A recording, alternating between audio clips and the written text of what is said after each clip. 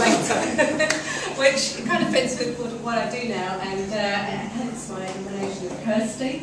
And for me, being on the client side, I think this is just fabulous to have a chance to talk about the bravery that exists on the client side, which I don't think really gets spoken about, and sometimes we are not allowed to speak about.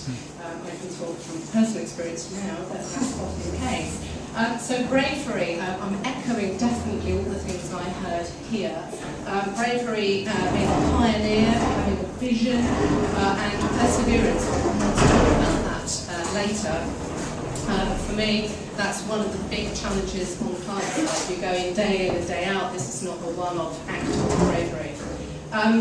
When I started to work with Kirstie 2.5 years ago, I think what was also remarkable, we were talking about visionary and pioneering, she was very prescient in identifying what was going to happen in the HE sector. This is before all these things did happen, the most profound change for many, many years. And as we've seen, basically the government grants are going to go, and the power is now in the hands of the students, i.e. customer focus is now very, very real. And not long after we started to work together, they changed their Vice-Chancellor, the equivalent of the CEO, to be a chap from Microsoft. Read for that, be commercial organisation. So an organisation that has existed since the 60s, which in and of itself, in fact, you're extremely pioneering against much resistance. I think Margaret Thatcher sort of really trashed it and said, oh, we really must stop this funding for courses for housewives learning crafts. So, they knew their own resistance back in the day.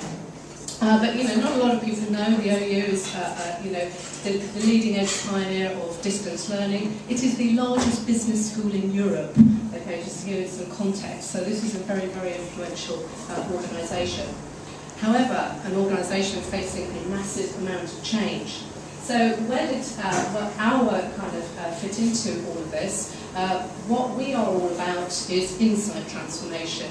And I've always regarded insight as being the tool and that we are change agents in an organisation to change that culture to be more customer-centric. And that's exactly what Kirstie has done. And like with any team leader, it starts with the leader. The leader has to have that bravery, that courage, that self-conviction, and indeed have a very, very strong vision of where they're trying to get to. And that was the start point where we actually started this journey. Then, having got that vision very secure, you need your team with you 100% behind you.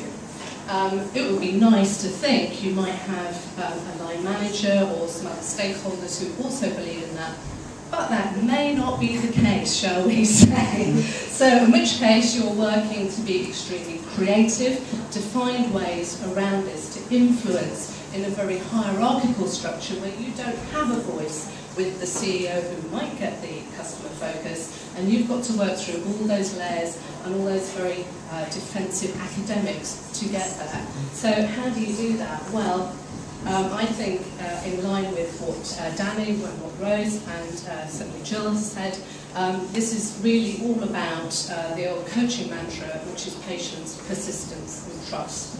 And we've seen some highs, we've seen some lows, and we hit the 18-month mark in the 3-year programme not long ago, and sort of tracked where we thought we would be and where we are. We are on track, it's looking really, really good. But we hit a bit of a wobble in the road. And it was at that point, I think, really Kirstie, to me, really showed her mettle as a leader. Me, drama queen, flat, oh my God, it's going pear-shaped, what are we going to do? Kirstie, centred, we do a lot of strengths, and one of her core strengths is she's a very centred individual. Right, okay, how are we going to work around this? And she found a way around it, and we're now back on track, and everyone's looking really motivated going home. We sat down the other day, because we're going to be presenting a Sora in May, about the 18-month journey so far. And Kirstie managed, in the space of half an hour, to rattle off 4 sides of successes. I'll give you just one. One of them was that we started to do some customer workshops. So Kirstie's team were trained, they were choreographed, training people internally on what insight is and in terms of how can we link better with our customers. And the Vice-Chancellor came round and sort of toured around all the departments and heard what Kirstie had been doing completely off her own back with no support internally for these workshops, and said, I'd like you to roll those out across the whole of the OU, and I want you to tie those into the leadership competencies that HR developing, and so that you've got an absolute remit for a proper programme across the OU. So just to give you that, I think that was one of the best successes we've had. Kirstie's own boss has just nominated her to lead decision support in marketing about how they're going to hit the targets. So for someone who had very little voice, she's now being recognised very squarely. So to finish off then, really, I think in line with the Ginny Valentine Award, which we're absolutely thrilled to be able to talk about, it really is not just about the bravery and the vision and the pioneering side of it, patience, persistence and trust, but I think what Kirstie is really showing in masses really is the ability to work within the system, not building up a groundswell of resistance, but actually building up support to build that momentum and keep going day in and day out. Great, thank you very much indeed. Do you have anything to say in your defence? My defence?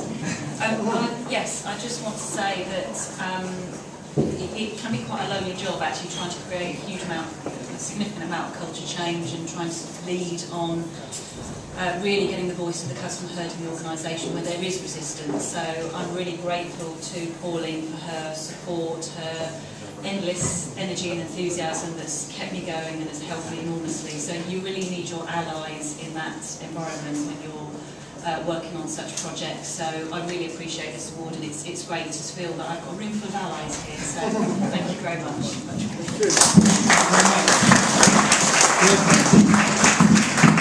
There were a couple of things I think that struck me about why this deserved an award. I think one of them we've touched on already, which is the whole issue of tenacity and perseverance. So it's one thing actually having the vision right at the start of the programme, but actually when you're faced with lots of priorities and lots of commercial pressures, to actually really see that through over the long term, I think deserves a lot of plaudits. I think one of the other things, I'll just read out a sentence from here because I think there's another aspect of bravery here, and it says this has meant a lot of introspection and self-discovery on their part.